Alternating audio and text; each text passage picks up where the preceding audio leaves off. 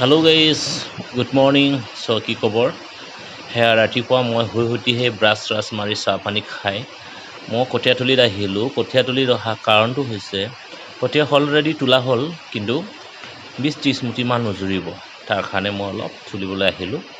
আজি প্ৰথম দিন আমাৰ ৰোৱা আৰম্ভ হ'ব। আজি ৰোৱা ৰুব।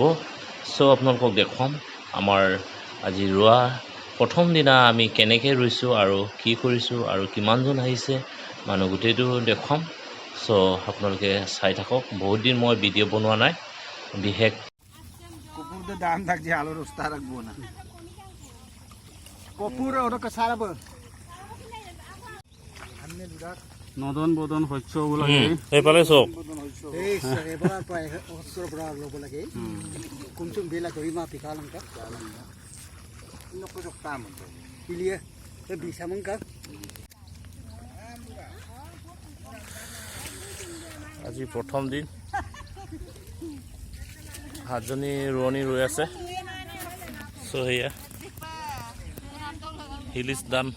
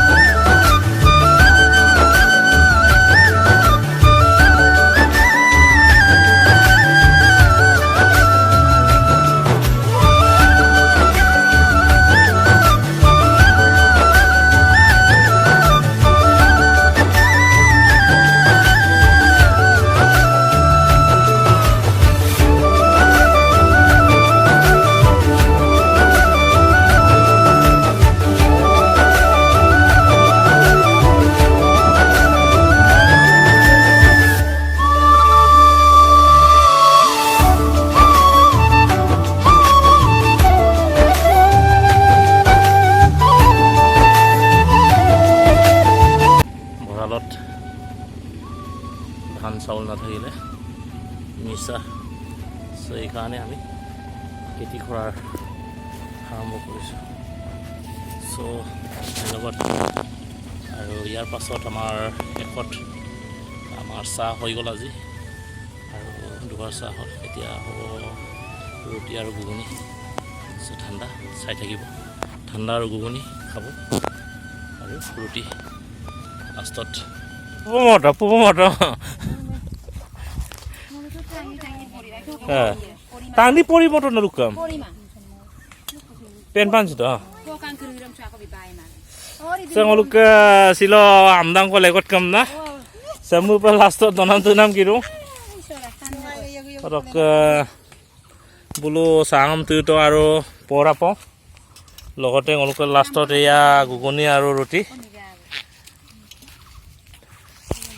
আৰু নলো চিলক কানাচাম খাব কাৰাংলা কমেণ্ট এটা দি দিবি। আৰু তেওঁলোকে আজি কিমান মানে পূৰা মানে গৰমটো বেছি হৈছে, তথাপি আৰু উপায় নাই, ৰোৱাটোতো ৰুবই লাগিব, খেতি কৰি খাবই লাগিব।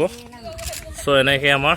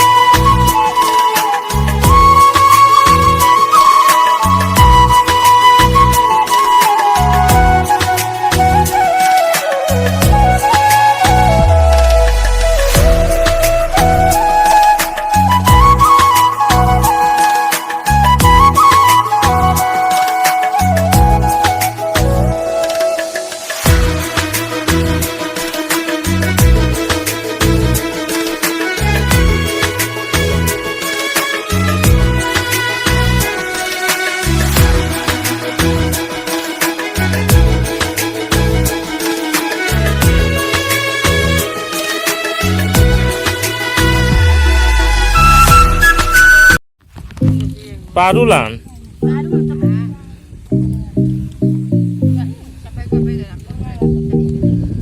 Kali sang bingung motor tadi itu.